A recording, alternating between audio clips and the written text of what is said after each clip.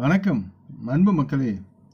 இந்த பதிவில் நாம் பார்க்க இருப்பது ரிஷபராசியில் செவ்வாய் பகவான் சஞ்சாரம் செய்யும் இந்த நேரத்தில் மேஷம், ரிஷபம், கடகம், சிம்மம், விருச்சிகம், மகரம், மீனம் ஆகிய இந்த 7 ராசி மக்கள் பொருளாதார நிதி சார்ந்த பலன்களும் மற்றும் லாபங்களையும் பெறுவார்கள் என்று கணக்கிடப்படுகிறது.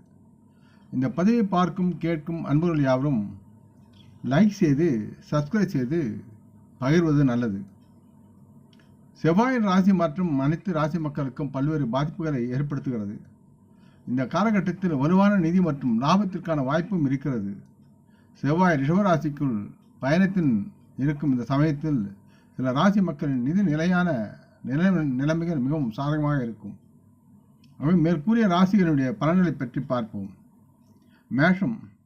மேஷ ராசியின் முதல் மற்றும் 8ஆம் வீட்டிற்கு அதிபதியான செவ்வாய் இப்பொழுது மேஷராசி மக்கள் 2ஆம் வீட்டில் பயணத்தை தொடர்ந்து நடத்தி கொண்டிருக்கிறார். இந்த காலகட்டத்தில் இவர்கள் எதிர்பாராத லாபங்களையும் எதிர்பார்க்கலாம். பலவிதமான மூல ஆதாரங்களிலிருந்து இவர்கள் நல்லதொரு பண ஆதாயத்தை பெறுவதற்கான சூழலும் இருக்கிறது.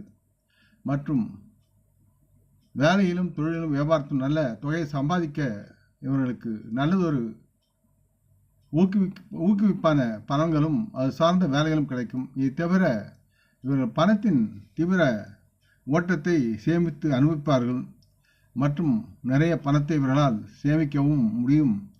சொத்துக்களும் வாகனங்களும் வாங்கக்கூடிய சூழலும் இருக்கிறது இவர்களுக்கு.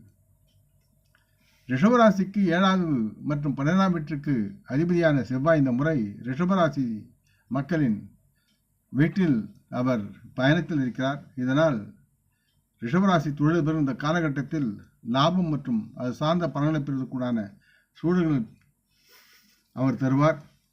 இருப்பினும் இவரின் பொருளாதார நிலை பற்றி பார்க்கும்போது இவர்கள் காப்பீடு மற்றும் பிற விருப்பங்கள் மூலம் பயனடையலாம். இவர்கள் பணத்தை வெற்றிகரமாக சேமிக்க முடியும். அடுத்து கடகராசிக்கு 5 மற்றும் 10ஆம் வீட்டிற்கு அதிபதியான செவ்வாய் இம்முறை கடகராசி மக்களின் 11ஆம் வீட்டில்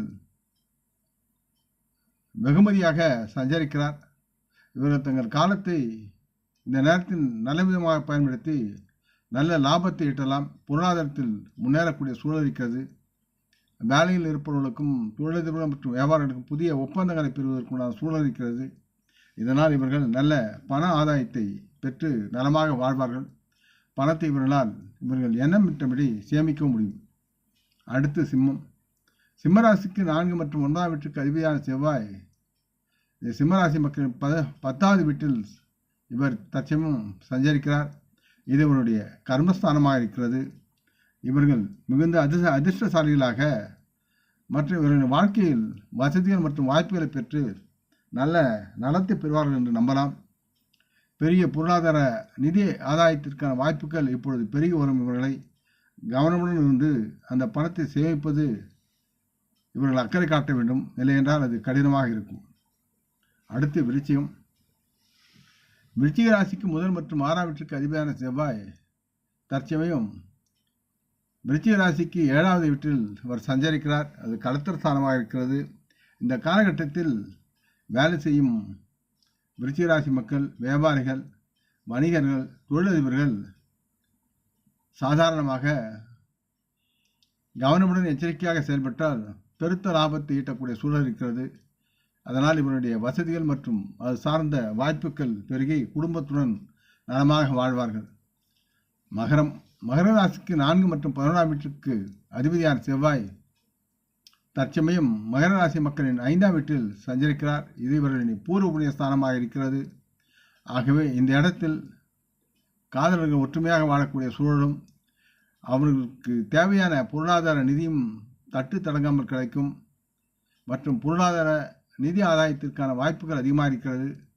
அதனால் இவருடைய செலவுகளின் பற்றாக்குறை ஏற்படாமல் நலமாக செலவு செய்து மகிழ்ந்து வாழ்வார்கள்.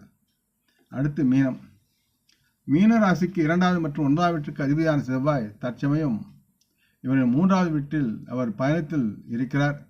இதனால் மீன வணிக நபர்கள், தொழில் செய்தவர்கள், வேலை செய்தவர்கள் நல்ல பயனடையலாம். மற்றும் அவுட்சோர்சிங் மூலம் பயனடையக்கூடிய சூழலும் இருக்கிறது. இந்த காலகட்டத்தில் பொருளாதார பெருநிதி ஆதாயங்களை எதிர்பார்த்து சேர்க்க வேண்டிய அமைப்பில் நீங்கள் இருப்பீர்கள்.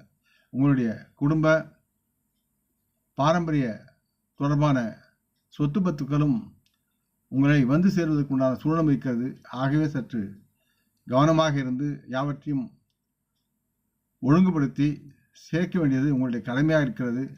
இதன் மூலம் வரும் பணத்தை சேமிக்க எதிர்காலத்தில் உங்களுக்கு நலமாக இருக்கும்.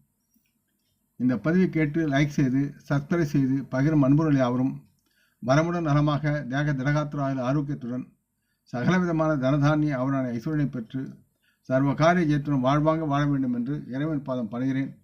நம் குடும்ப மூத்தோரை வணங்குவோம். வணக்கம். நன்றி.